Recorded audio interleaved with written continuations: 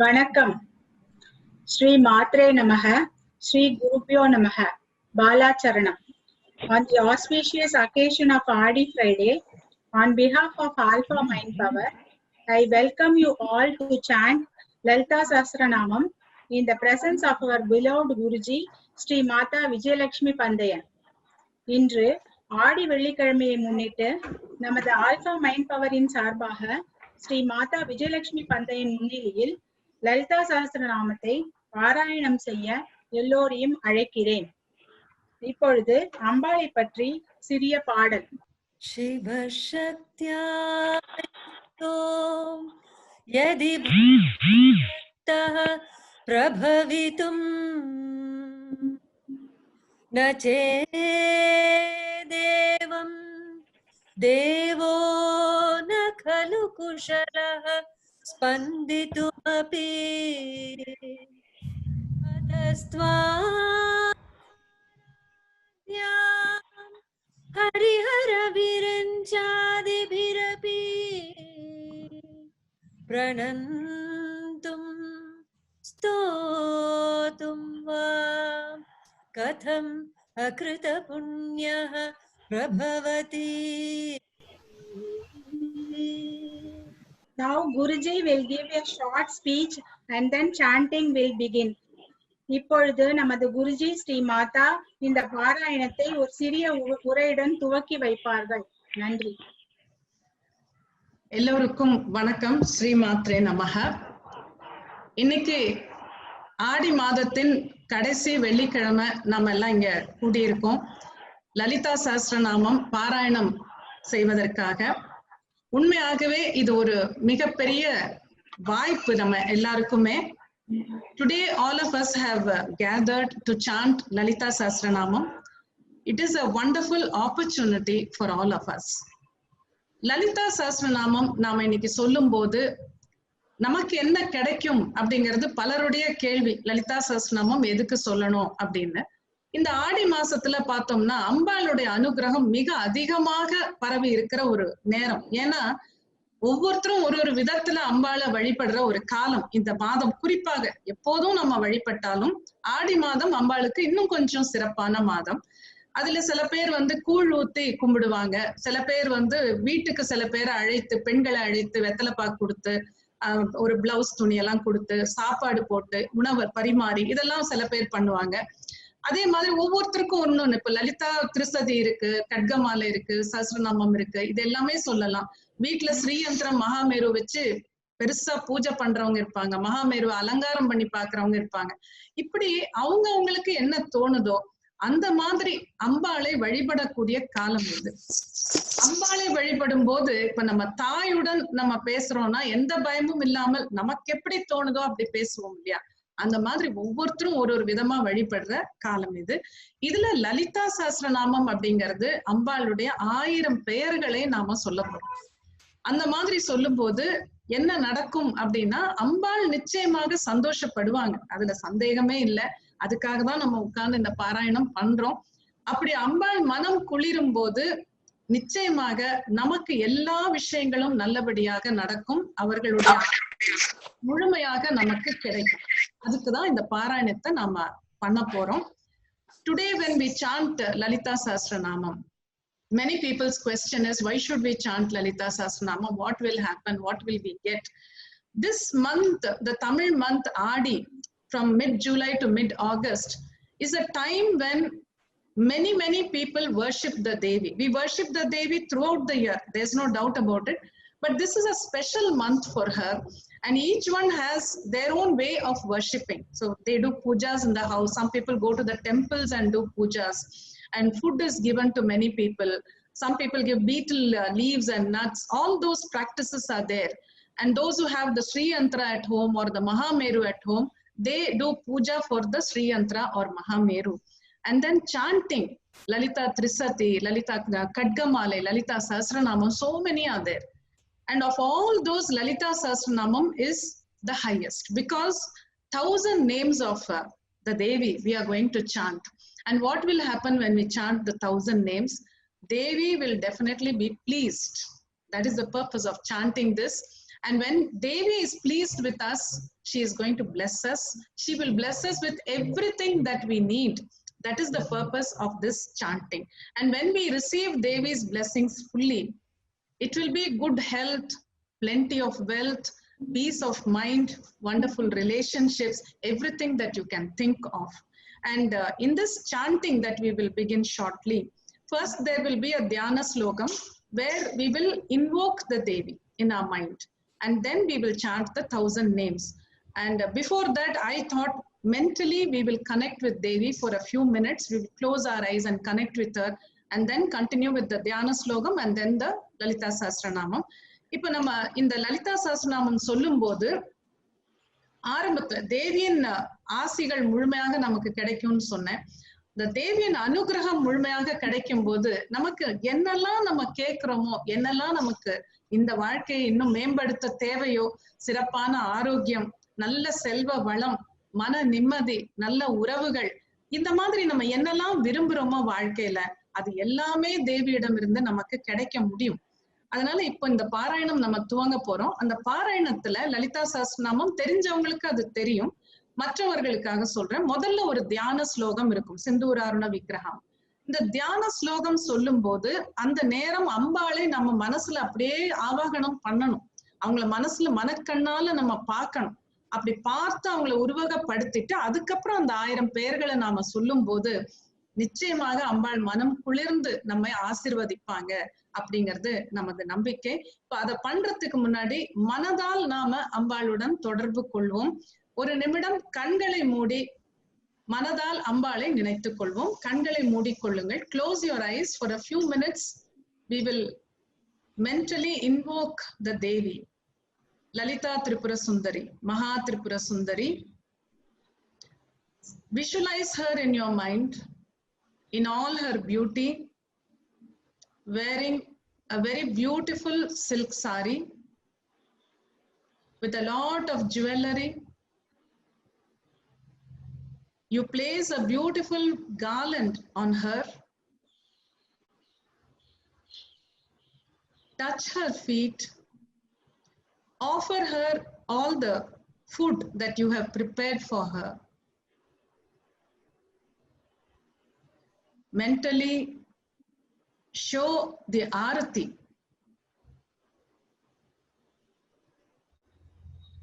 Feel her blessings flowing to you. கண்களை மூடிக்கொள்ளுங்கள். தேவியை மனதில் உருவகப்படுத்தி காணுங்கள். மிக அழகான அந்த தோற்றம் கண் முன்னால் தெரிகிறது. மிக அழகிய பட்டு புடவை, மிக மிக அழகான ஆபரணங்கள், நகைகள், ஒரு அழகிய பூ மாலையை சாற்றுகிறீர்கள். தேவியின் பாதத்தை தொட்டு வணங்குகிறீர்கள்.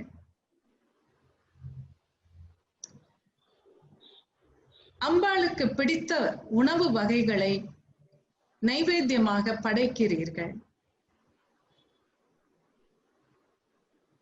ஆரத்தி காண்பிக்கிறீர்கள்.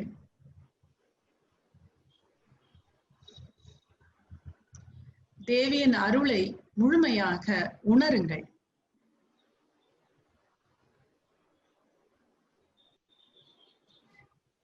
இப்பொழுது நாம் பாராயணத்தை துவங்கும் பொழுது அந்த ஒவ்வொரு பெயரையும் அம்பாளுக்கு அர்ச்சனையாக நாம செலுத்துவோம்.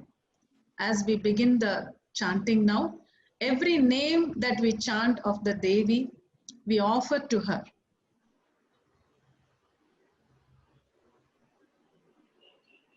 கண்களை திறந்து கொள்ளுங்கள். Open your eyes. பாராயணத்தை நாம் துவங்கலாம். We will start the chanting now. ஓம் ஸ்ரீ மாத்ரே நமஹ.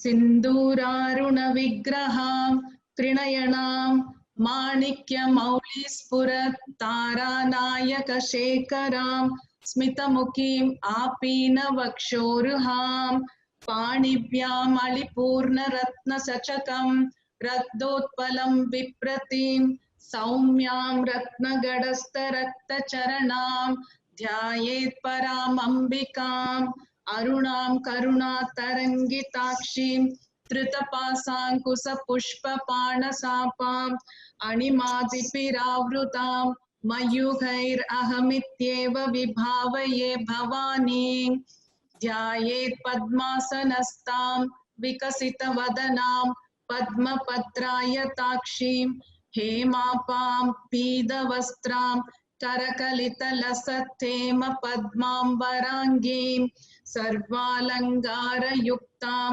सततमपयतां भक्तनम्रां भवानीं श्रीविद्यां शान्तमूर्तिं सकलसुरनुतां सर्वसम्पत्प्रदात्रीं सकुङ्कुमविलेपना मलिकचुम्बिकस्तूरिकां समन्तहसितेक्षणां चचरचापपाशाङ्कुशाम् अशेषजनमोहिनी मरुणमाल्यपूषाम्बरां जपाकुसुमपासुरां जपवितौ स्मरेतम्बिकाम्।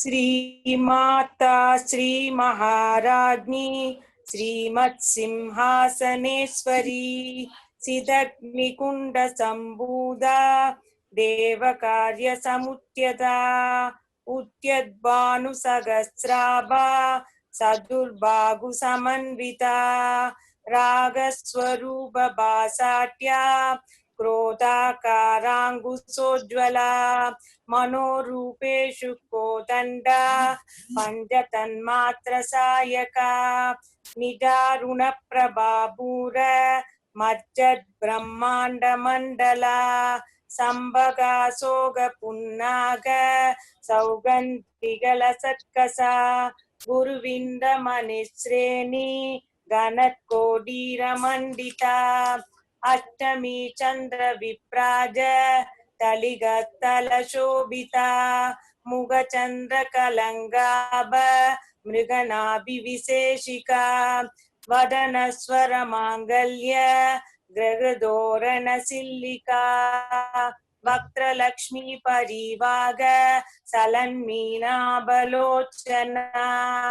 नवसम्भगपुष्पास नासादण्डविराजिता तारागान्धि तिरस्कारी नासाभरणभासुरा कदम्बमञ्जरी क्लिप्त कर्णपूरमनोगरा ताडङ्गयुगलीभूत तपनोडुपमण्डला पद्मराभशिलादर्श परिपालिकपोलभुः नवविद्रुमबिम्बश्री न्यक्कादिदशनच्छदा सुप्तविद्याङ्गुरात्वल विजपङ्क्तिद्वयोज्ज्वला कर्पूरवीडिकामोद समागर्षिदिगन्धरा निज सल्लापमाधुर्य विनिर्भत्सितकच्छपि मन्दस्मितप्रभापूर मज्जत्कामेशमानसा अनाकलितसादृश्य चिबुकश्रीविराजिता कामेशबद्धमाङ्गल्य सूत्रशोभितकन्धरा कनकाङ्गदकेयूर कमनीयभुजान्विता रत्नद्रैवेयचिन्ताक लोलमुक्ताफलान्विता कामेश्वर प्रेमरत्न मणिप्रतिपणस्तनी नाभ्यालवालरोमाली लताफलकुचद्वयी लक्ष्यरोमलताधारता समुन्नेय मध्यमा स्तनभारदलन्मध्य पट्टबन्धबलित्रया अरुणारुणकौसुम्ब वस्त्रभास्वत्कटीतटी रत्नकिङ्किणिकारम्य रशनादामभूषिता कामेशज्ञातसौभाग्य मार्दवोरुद्वयान्विता माणिक्यमुकुटाकार जानुद्वय विराजिता इन्द्रगोपपरिक्षिप्त स्मरतूणाभजङ्गिका जयिष्णुप्रपदान्विता नखदीरिति सञ्चन्न नमज्जनतमो गुणा पदद्वय प्रभाजाल पराकृतसरोरुहा पिञ्जाणमणि मञ्जीर मण्डित श्रीपदाम्बुजा मराली मन्दगमना महालावण्य शेवदिः सर्वारुणानवत्यांगी सर्वाभरणभूषिता शिवकामेश्वराङ्गस्ता शिवा स्वाधीनवल्लभा सुमेरुमध्यशृङ्गस्ता श्रीमन्नगरनायिका चिन्तामणिगृहान्धस्ता पञ्चब्रह्मासनस्थिता महापद्माडवी संस्था कदम्बवनवासिनी सुधासागर मध्यस्था कामाक्षी कामदायिनी देवर्षि गणसङ्गाद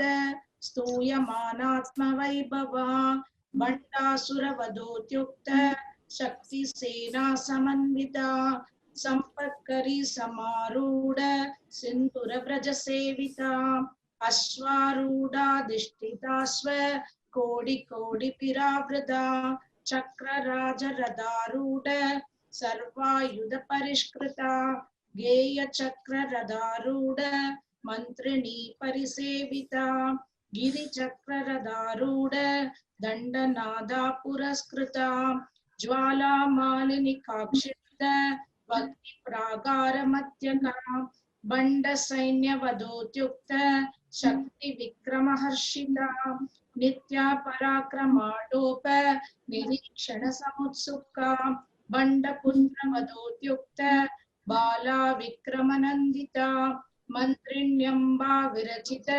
विशग्गवदतोषिता विचुक्रप्राणहरण वाराही वीर्यनन्दिता कामेश्वर मुखालोक कल्पित श्री गणेश्वरा महागणेश निर्भिन्न विघ्न यंत्र प्रहर्षिता बंडासुरेंद्र निर्मुक्त शस्त्र प्रत्यस्त्रवर्षिणी करांकुली नकोत्पन्न नारायण दशाकृतिः महापाशुपदास्त्राग्नि निर्दत्तासुर सैनिका कामेश्वरास्तर निर्दत्त सपंडासुरशून्यका ब्रह्मोपेन्द्र महेन्द्रादि देव संस्तुत वैभवा हर नेत्रात्रि संतप्त काम संजीवनौषधिः श्रीमत् वाक्वकूडैक स्वरूप मुख पंकजा कंठादक्कടി पर्यंत मध्यकूट स्वरूपिणी शक्तिकूटैकतापन्न कट्य दोभागतारिणी मूल मंत्रात्मिका मूल कूटत्रय कलेपरा कुलामृतैक रसिका कुल संकेत पालिनी कुलांगना कुलांतस्था कौलिनी कुलयोगिनी अकुला समयांतस्था समयाचार तत्परा मूलाधारैक निलया ब्रह्म ग्रंथि विभेदिनी मणिपूरांतरुदिता विष्णु ग्रंथि विभेदिनी आज्ञा चक्रांतरालस्था रुद्र ग्रंथि विभेदिनी सहस्राराम्बुजारूढ़ा सुधासाराभिवर्षिणी तटिल्लता समृचिः तक्षकोपरि संस्थिता महाशक्ति कुंडलिनी विसतन्तुतनीयसी भवानी भावनागम्या भवारण्यकुटारिका भद्रप्रिया भद्रमूर्ति भक्त सौभाग्यदायिनी भक्तिप्रिया भक्तिगम्या भक्तिवश्या भयापहा शाम्भवी शारदाराध्या शर्वाणी शर्मदायिनी शांकरी श्रीकरी साध्वी शरच्चंद्र निभानना शातोधरी शांतमती धारा निरंजना निर्लेपा निर्मला नित्या निराकारा निराकुला निर्गुणा निष्कला शांता निष्कामा निरुपप्लवा नित्य मुक्ता निर्विकार निष्प्रपंचा निराश्रया नित्य शुद्धा नित्य बुद्धा निरवद्या निरंतरा निष्कारणा निष्कलंका निरुपाधिर्निरीश्वरा निरागारागमथनी निर्मधा मतनाशिनी निश्चिंता निरहंकारा निर्मोहा मोहनाशिनी निर्ममा ममता हंत्री निष्पापा पापनाशिनी निष्क्रोधा क्रोधशमनी निर्लोभा लोभनाशिनी निस्संशया संशयनी निर्भवा भवनाशिनी निर्विकल्पा निराबाधा निर्भेदा भेदनाशिनी निर्नासा मृत्युमथनी निष्क्रिया निष्परिग्रहा निस्तूला नीलचिकुरा निरपाया निरत्यया दुर्लभा दुर्गमा दुर्गा सुखहन्त्री सुखप्रदा दुष्टदूरा दुराचार शमनी दोषवर्जिता सर्वज्ञा सान्द्र करुणा समानादि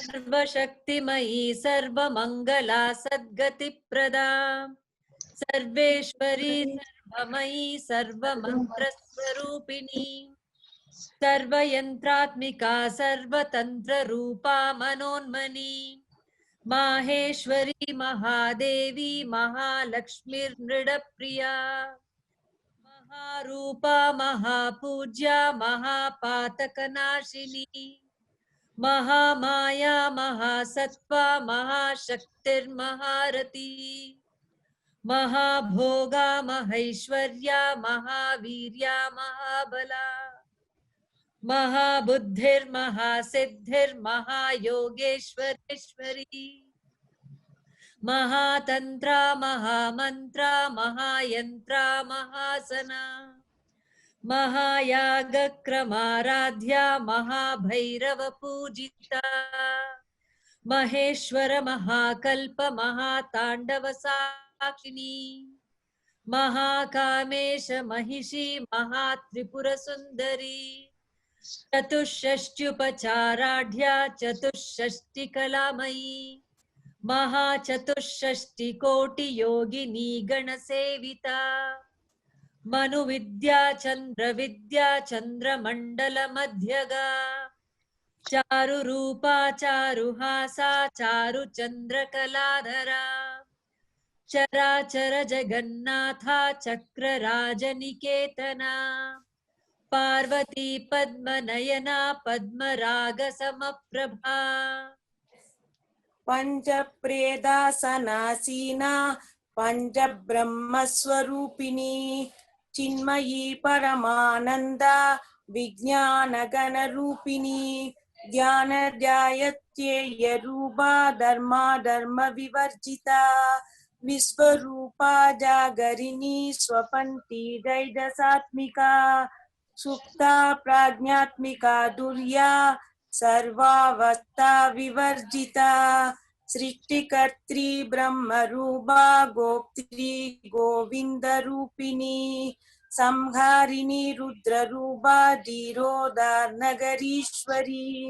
सदा शिवानुग्रहता पञ्चकृत्यपरायणा भानुमण्डलमध्यस्था भैरवी भगमालिनी पद्मासना भगवती पद्मनाभ सहोदरी उन्मेष निमिषोत्पन्न विभन्न भुवनावली सहस्रशीर्ष वदना सहस्राक्षी सहस्रपाद आब्रह्मगीत जननी वर्णाश्रम विदायिनी निजाज्ञारूप निगमा पुण्या पुण्य बलप्रदा श्रुति सीमंद सिंदूरी कृतपादाब्जधूलिका सकलागम संदोग सुक्ति संबुड मौक्तिका पुरुषार्थ प्रदा पूर्णा भोगिनी भुवनेश्वरी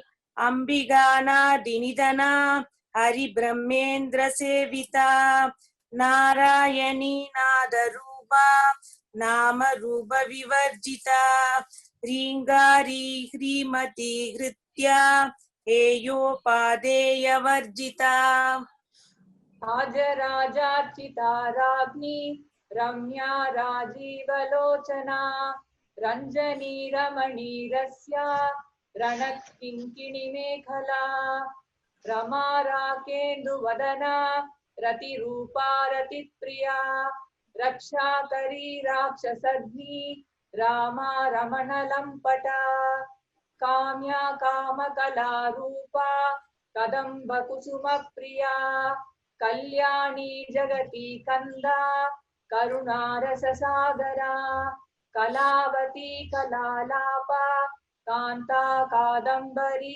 प्रिया वरदा वामनयना वारुणी मदविह्वला विश्वादिका वेदवेद्या विन्ध्याचल निवासिनी विधात्री वेद जननी विष्णु माया विलासिनी क्षेत्र स्वरूपा क्षेत्रेशी क्षेत्र क्षेत्रज्ञपालिनी क्षय वृद्धि विनिर्मुक्ता क्षेत्रपाल समर्चिता विजया विमला वंद्या वंदारुजनवत्सला वाग्वादिनी वामकेशी वह्निमण्डलवासिनी भक्तिमत्कल्पलतिका पशुपाश विमोचिनी संहृता शेषपाषण्डा सदाचार प्रवर्तिका तापत्रयाग्निसन्तप्त समाह्लादन चन्द्रिका तरुणी तापसाराध्या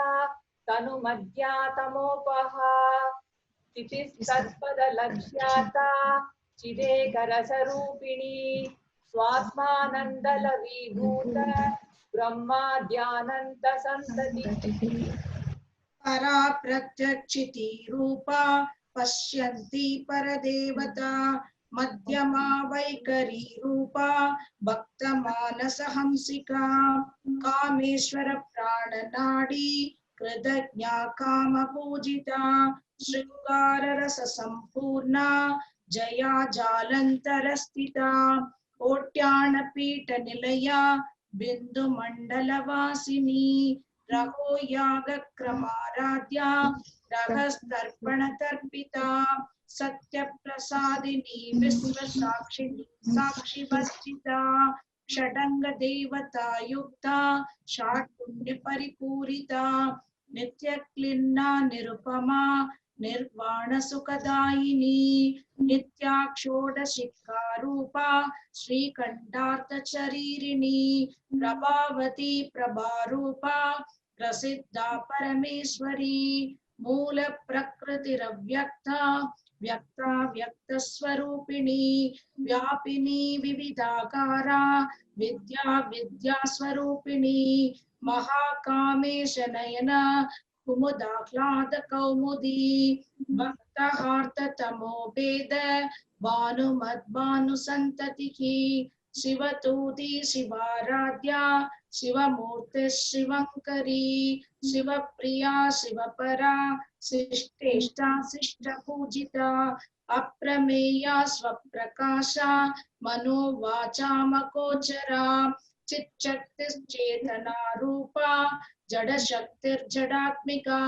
गायत्री व्याकृत संज्ञा विज बृंद निषेविता तत्वासना तत्वमयी पंचकोशान्तरस्थिता निस्सीम महिमा नित्य यौवना मदशालिनी मदपूर्णित रक्ताक्षी मतपाटलगण्डभूः चन्द्रनत्रवतिक्ताङ्गी चाम्पेय कुसुम प्रिया कुशला कोमलाकारा कुरुकुल्लाकुलेश्वरी कुलकुण्डालया कौल मार्ग तत्पर सेविता कुमारगणनादाम्बा दुष्टिर् पुष्टिर्मदिधृतिः शान्तिः स्वस्तिमदी कान्तिर्नन्दिनी विघ्ननाशिनी तेजोवती त्रिनयना लोलाक्षी कामरूपिणी मालिनी हंसिनी माता मलयाचलवासिनी सुमुखी नलिनी शुभ्रू शोभनाशुरनायिका कालकंठी कांतिमती शोभिनी सूक्ष्म रूपिणी वज्रेश्वरी वामदेवी वयोवस्था विवर्जिता सिद्धेश्वरी सिद्ध विद्या सिद्ध माता यशस्विनी विशुद्धि चक्र निलया रक्तवर्णा त्रिलोचना कट्वांगादिक प्रहरणा वदनैक समन्विता पायसान्न प्रिया क्वक्स्ता पशुलोक भयंकरी अमृताति महाशक्ति समृता दागिनीश्वरी अनाहताब्ज निलया चामावदनत्वया दंश्रोज्ज्वलाक्षमालादि धरा रुधिरसंस्थिता कालरात्र्याधिशक्तौख घृता स्निग्धौ धनप्रिया महावीरेन्द्र वरदा राकिन्यम्भा स्वरूपिणी मणिपूराब्जनिलया वदनत्रय संयुता वज्राधिकायुतोपेठा दाम्र्यादिभिरावृता रक्तवर्णा मांसनिष्ठा गूढान्न प्रीतमानसा समस्त भक्त सुखदा लाकिन्यम्भा स्वरूपिणी स्वादिष्टानां भुजगथा चतुर्वक्त्र मनोहरा शूलाध्यायुत संपन्ना पीतवर्णा अतिगर्विता मेधोनिष्ठा मधुप्रीता बन्धिन्याधि समन्विता दद्यन्नसक्त हृदया काकिनी रूपधारिणी मूलाधारां भुजारूढ पंचवक्त्रास्ति संस्थिता अंकुशाधि प्रहरणा वरदाधि निषेविता मुद्गौधना सक्तचित्ता साकिन्यम्भा स्वरूपिणी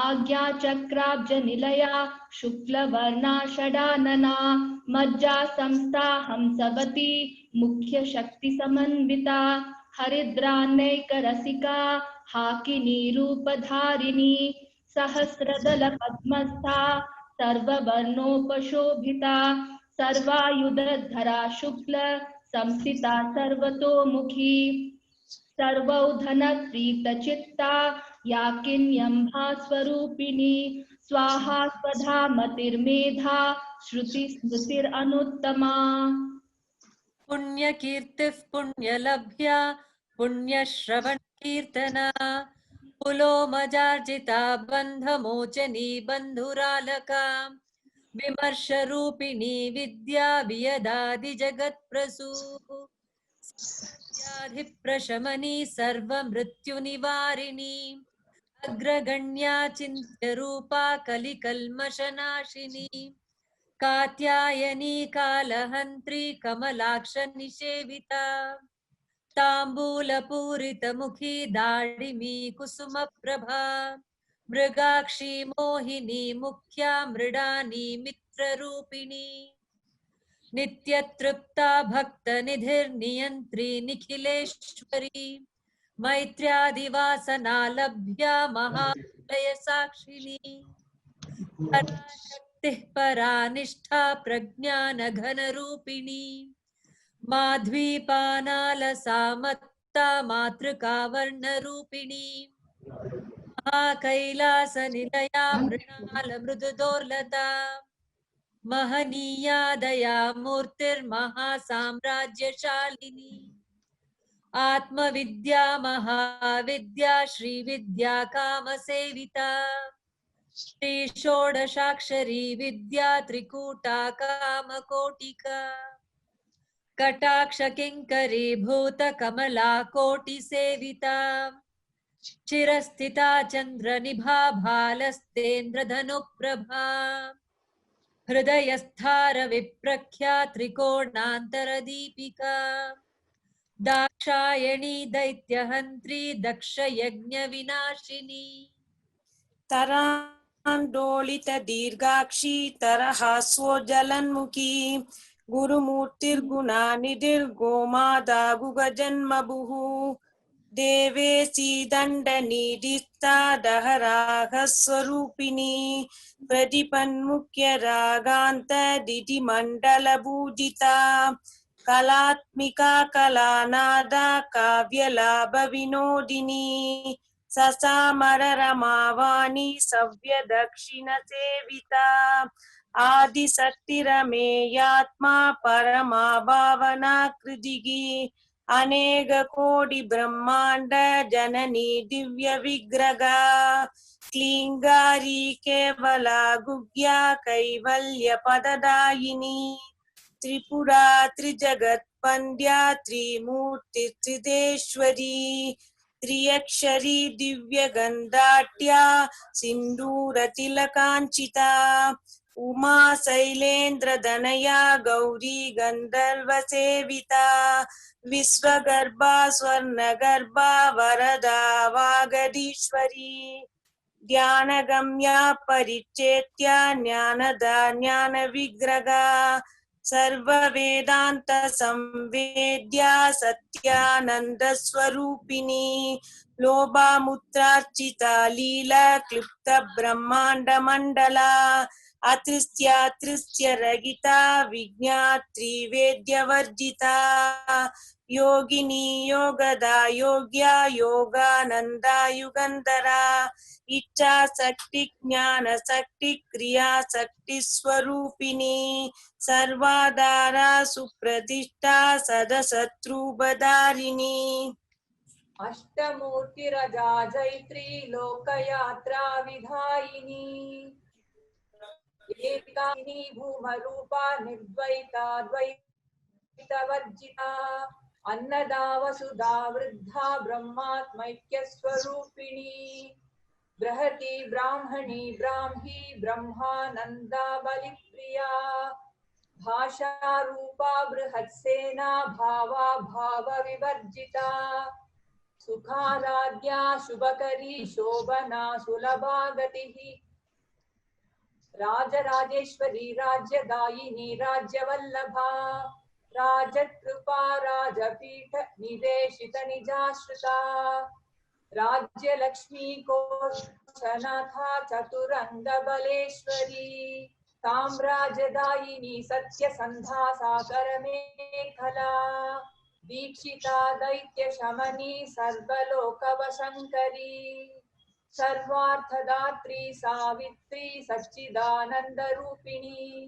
देशकाला परिच्छिन्ना सर्वगा सर्वमोहिनी सरस्वती शास्त्रमयी गुहाम्बा गुह्य रूपिणी सर्वोपाधि विनिर्मुक्ता सदाशिव पतिव्रता संप्रदायेश्वरी साध्वी गुरुमंडल रूपिणी कुलोत्तीर्णा भगाराध्या माया मधुमती मही गणाम्बा गुह्यकाराध्या कोमलांगी गुरुप्रिया स्वतंत्रा सर्वतंत्रेशी दक्षिणामूर्ति रूपिणी सनकादि समाराध्या शिवज्ञान प्रदायिनी चित्कलानंद कलिका प्रेम रूपा प्रियंकरी नाम पारायण प्रीता नंदि विद्या नटेश्वरी मिथ्या जगदधिष्ठाना मुक्तिता मुक्ति रूपिणी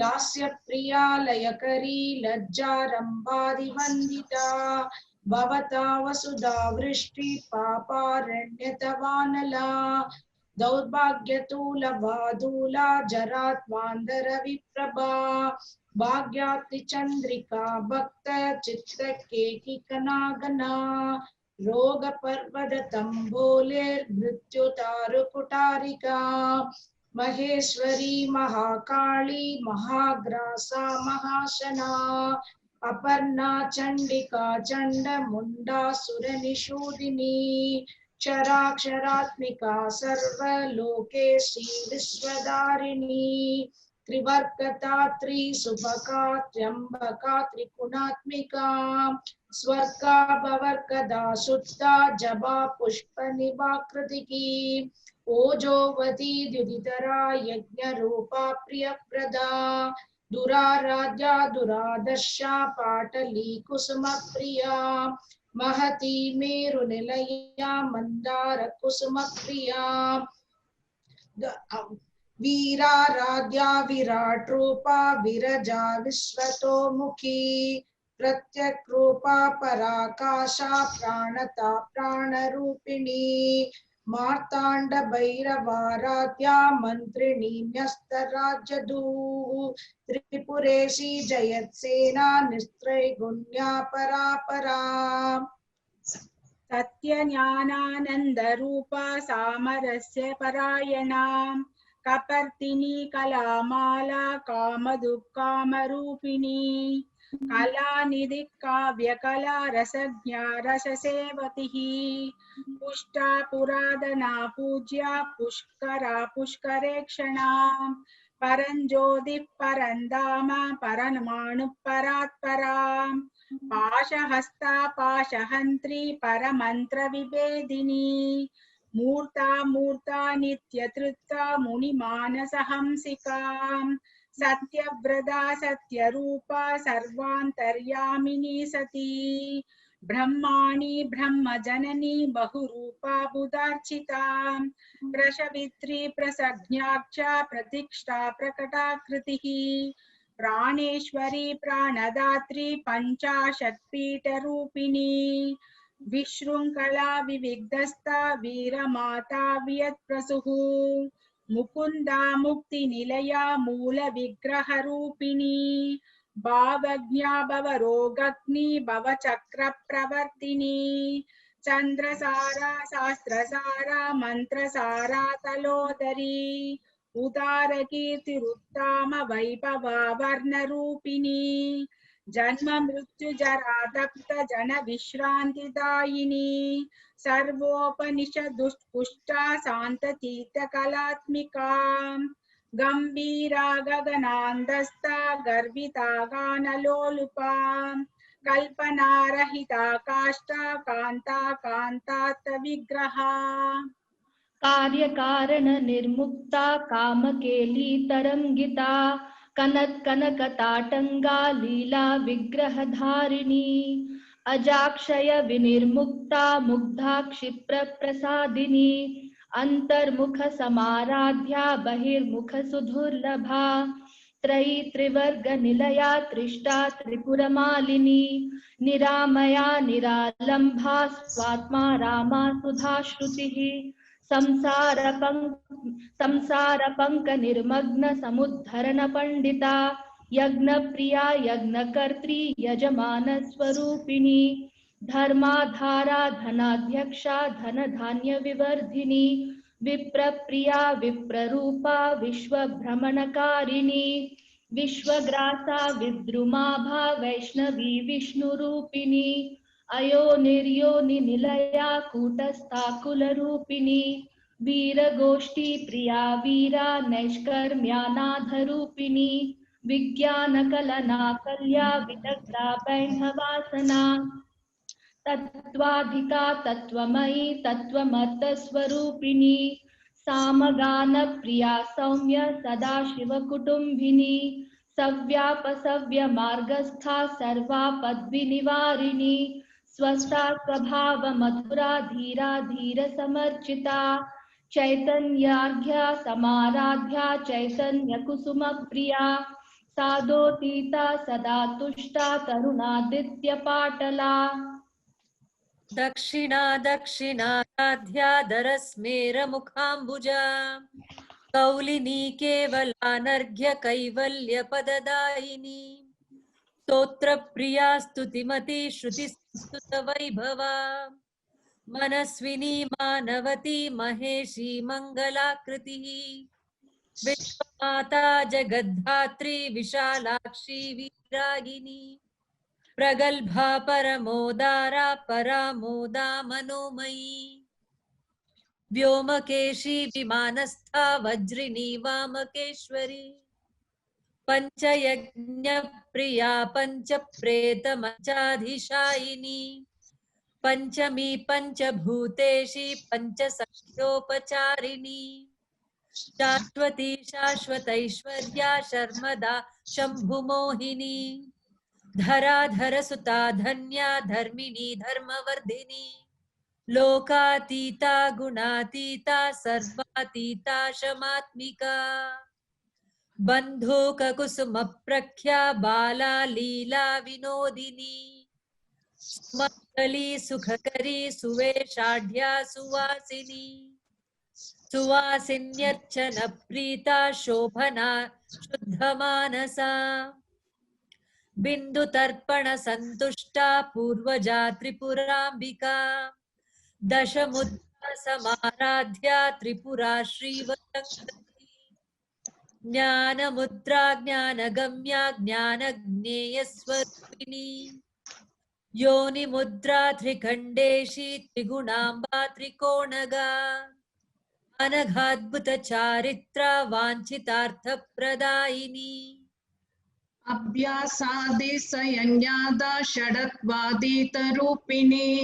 अव्याज करुणामूर्तिरज्ञादवान्द दीपिका आपालकोपविदिता सर्वानुल्लङ्घ्य शासना श्रीचक्रराजनिलया श्रीमत्त्रिपुरसुन्दरी श्रीचक्रराजनिलया श्रीमत्त्रिपुरसुन्दरी श्रीचक्रधारनिलया श्रीमत्त्रिपुरसुन्दरी श्री शिवा शिवशक्त्यैकरूपिणी ललिताम्बिका एवं श्रीललिता देव्या नाम्नां सहस्रकं जगुः इति श्रीललिता सहस्रनाम स्तोत्रं सम्पूर्णम् श्रीमात्रे नमः। ரொம்ப சந்தோஷமா இருக்கு. நம்ம இன்னைக்கு வந்து ஆடி வெள்ளிக்கிழமை, கடைசி வெள்ளிக்கிழமை லலிதா சஹஸ்ரநாமம் முழுமையாக சொல்லி முடிச்சிருக்கோம். நிச்சயமாக அம்பாளுடைய அனுகிரகம் ஆசி நம்ம எல்லாருக்குமே கிடைக்கும். So it is a great pleasure to be able to chant Lalita Sahasranamam on the last Friday of Adi month. I'm sure all of us have received the blessings from Devi. இங்க குழுமி இருக்கிற நம்ம alpha சித்தர்கள் இன்னைக்கு இந்த பாராயணம் பண்ணவங்க அத்தனை பேருக்கும் என்னுடைய நன்றி. அதே மாதிரி எங்க கூட நீங்க உங்க வீட்டுல இருந்து பாத்துக்கிட்டே நிறைய பேர் பாராயணம் பண்ணியிருப்பீங்க. உங்க எல்லாருக்கும் மிக்க நன்றி நிச்சயமா சொல்லிக்கிறேன். So I thank all the alpha siddhas here on the screen who have chanted this Lalita Sahasranamam today, and I also chant all of you who have joined us from your own houses, and many of you I'm sure would have also chanted with us. So இந்த மாதிரி இன்னும் நம்ம பல நிகழ்ச்சிகளை நடத்த வேண்டும் என்று அம்பாளை நாம் கேட்டுக்கொள்கிறோம்.